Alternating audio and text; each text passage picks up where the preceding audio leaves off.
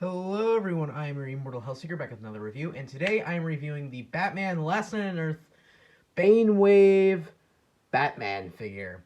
I finally read the comic book, so actually this will make sense now. So, yeah, let's get to it and take a closer look at the packaging. For packaging that we get with Batman, we get our typical DC Multiverse box. However, of course, it's the deluxe style since it's a Build-A-Figure, so down below it says Batman, DC Multiverse. Collect-a-Build, Bane. Nice picture of the Bane figure. I love that figure, but Jesus Christ, that, really, it, has its issues, and frankly, I don't know if I love it or hate it.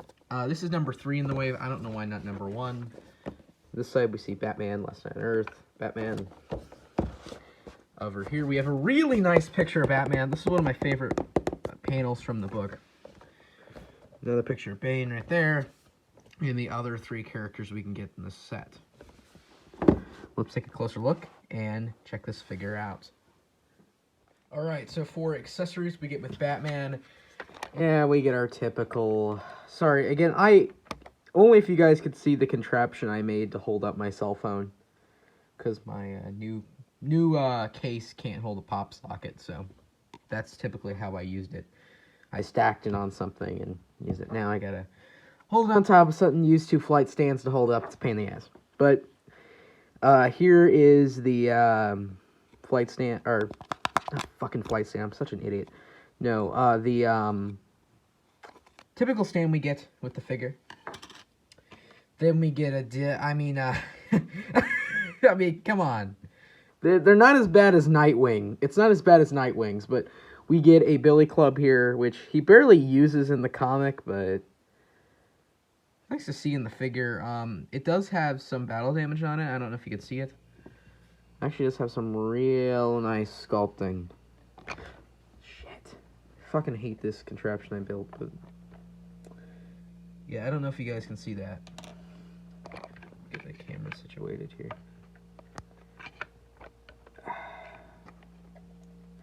You guys can see, you guys should only see how I did this.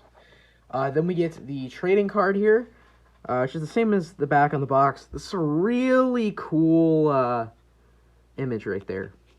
And then we also get bio there. I love this comic book, by the way. I think it's fantastic. And then this is my favorite accessory right here. I fucking love this. The Joker head. This is actually a character in the book, and he's probably my favorite character. Now, I don't know if you guys noticed, but the online images of this, there's actually no orange effect behind this.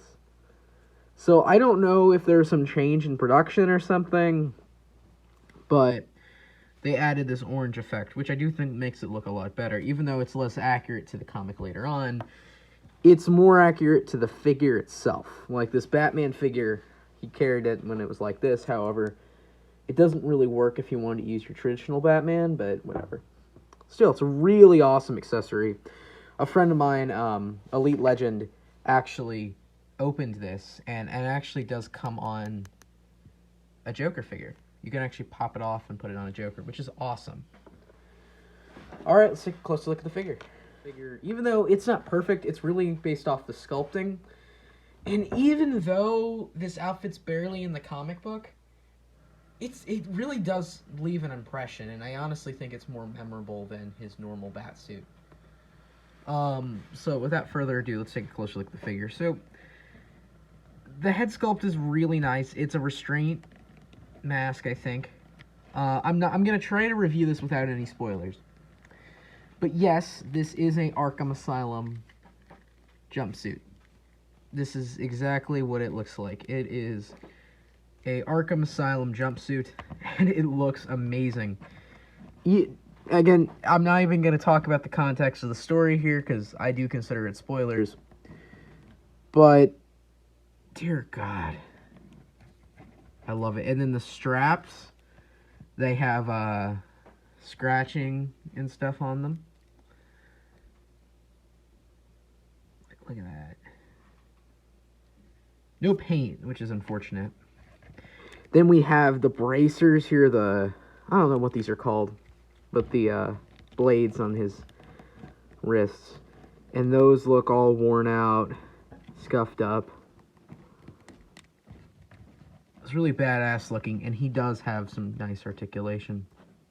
He also does have a place to hold his, billy club. So if you want to do that, you can. Now, he does have bad wrists. It's a lot better than when I first got it, but they are really loose, his forearms. And this one isn't terrible, but it isn't great. So his head moves about like that. Not exactly the greatest, but he does move. All right. Arms go out about that far. He does have a diaphragm joint along with an ab crunch. Not a great ab crunch, but an ab crunch nonetheless. Butterfly joints, not the best. Again, typically when McFarlane does this, which is, I would say 75% of figures, if not more. I think the only two were the two Robins that didn't do that.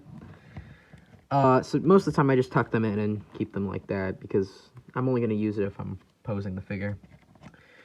Double jointed knees, as expected. Double jointed elbows. There's a traditional ball hinge on the hands, which I'm not a fan of, but whatever.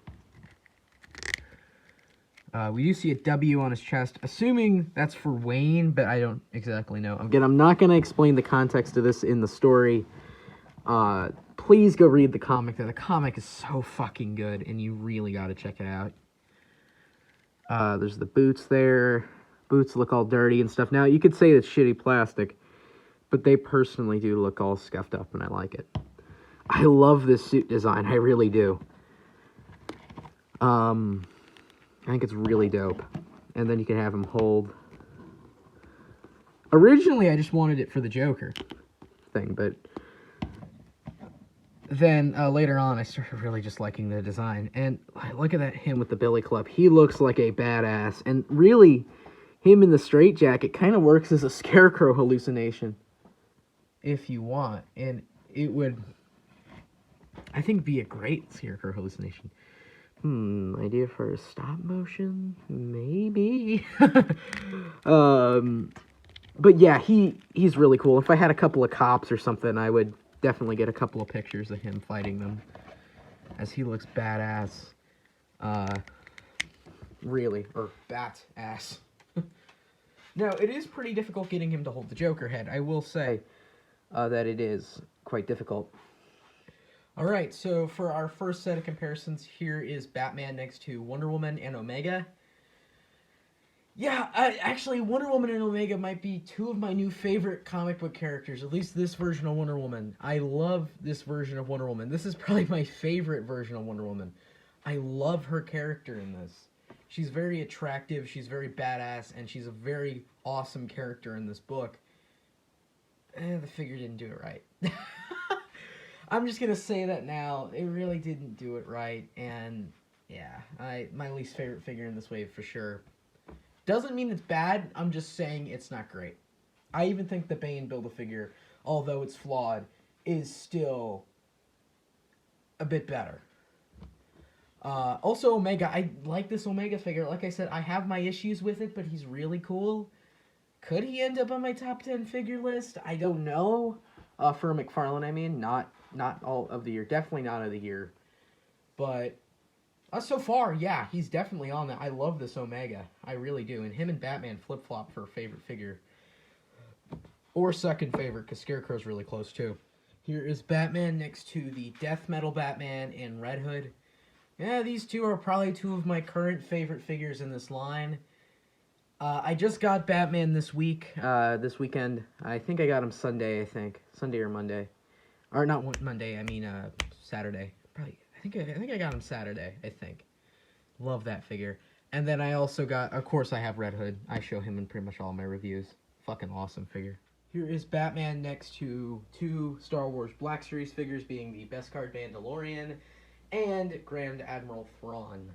Here is Batman next to two average-size Marvel Legends, being the Spider-Verse Miles Morales and the Spider-Verse Peter B. Parker. Here is Batman next to two large-size Marvel Legends. Two of my favorites in this category being Thanos, who I got for my birthday, And a surprise birthday present I got from my brother today, being Venom. Turns out he also watches my reviews as well. And I just want to give him a shout out. Thank you, man. If you're watching this, I don't know if you are, but I know you've seen my content. So, yeah. There's those two. Forgot to mention that was the deluxe Venom figure. I don't think I gave a name for that, but yeah, if you know Marvel, then yeah, that's clearly Venom, but still. I figured I should state that. Here he is, of course, next to my two, I don't know if they're definitely not my favorite figures, but actually, this is definitely one of them, but my favorite duo to pose together, that is, of course, G.I. Joe Snake Eyes from Classified and Marvel Legends Retro Spider-Man. Alright, so overall, I think McFarlane really killed it with this guy. He's far from perfect like I think most of these figures are. Even who I think is the best figure they've done, being Red Hood, I still think has his issues. But yeah, overall, fantastic figure. I really like this Last Night on Earthwave. I just want to say that. I don't know if I am going to review the rest. I do want to review Venom eventually, because this figure's really fucking cool, and I know I can do a lot of cool size comparisons with it. But yeah, I definitely reviewed this Batman, and he's such a cool figure. He really is. I love the Joker head. That was really the selling point of this for me. I love that I got this whole wave for my birthday. I definitely love them. So yeah, thank you guys for watching. Please like and subscribe. Share with your friends that are interested. And stay tuned, because I will probably review the rest of this wave. So, bye.